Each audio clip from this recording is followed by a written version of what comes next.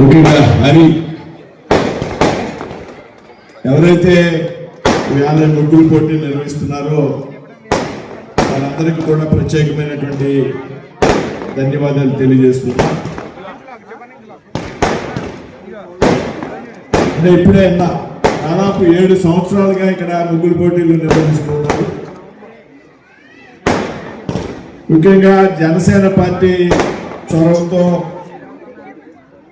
జన సైనికులు వీర మహిళలు కలిపి ఈ గ్రామంలో ఉన్నటువంటి అందరి ప్రజలను కూడా కలుపుకుని అన్ని వర్గాల వారిని ఏ రకమైనటువంటి పోటీలు నిర్వహిస్తుందని ఇప్పుడే చెప్పారు.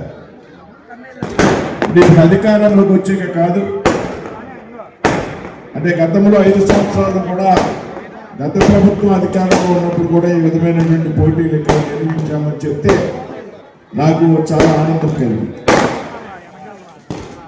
ఎందుకంటే హిందూ సంప్రదాయాన్ని, ఈ దేశం యొక్క సంస్కృతి సాంప్రదాయానికి నిదర్శనం సంక్రాంతి పండుగ. సంక్రాంతి ఒక సాంప్రదాయమైనటువంటి పండుగ,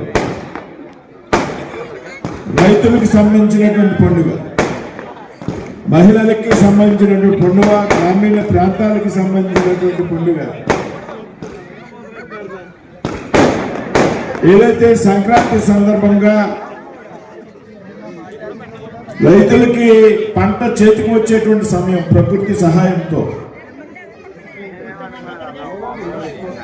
అదేవిధంగా ఏదైతే భోగి పండుగ ఉన్నదో భోగి పళ్ళతో చిన్నపిల్లల్ని ఆశీర్వదించేటువంటి కార్యక్రమం. సంక్రాంతి రోజున ఏదైతే మన శరీరానికి ఏదైతే నువ్వులు కానివ్వండి, బెల్లం కానివ్వండి,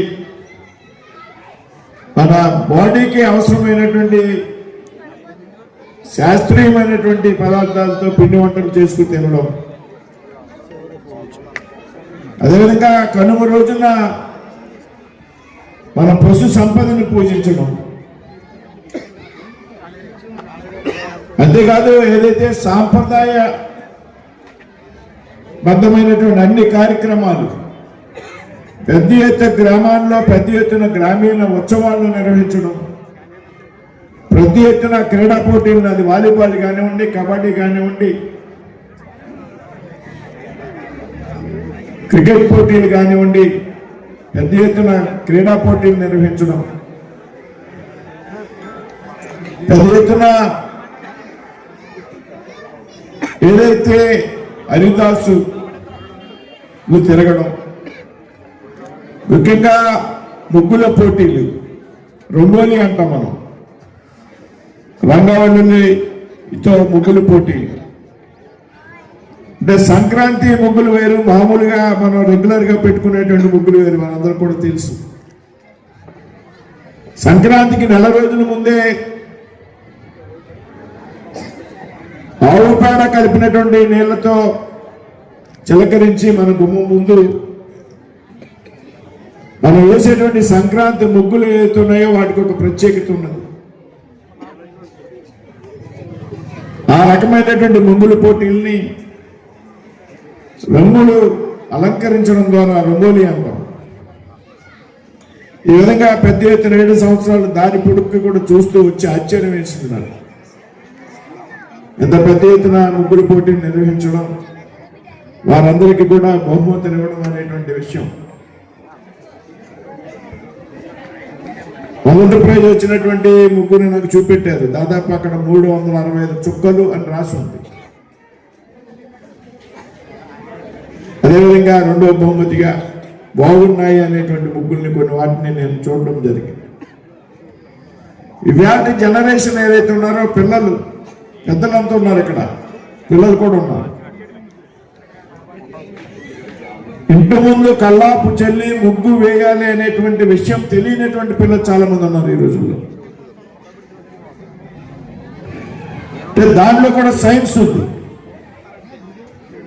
ఆవు పేడతో కల్లాపు వేయడం వల్ల అక్కడ ఉన్నటువంటి క్రిములు కొన్ని నశించిపోయేటువంటి అవకాశం ఉంది.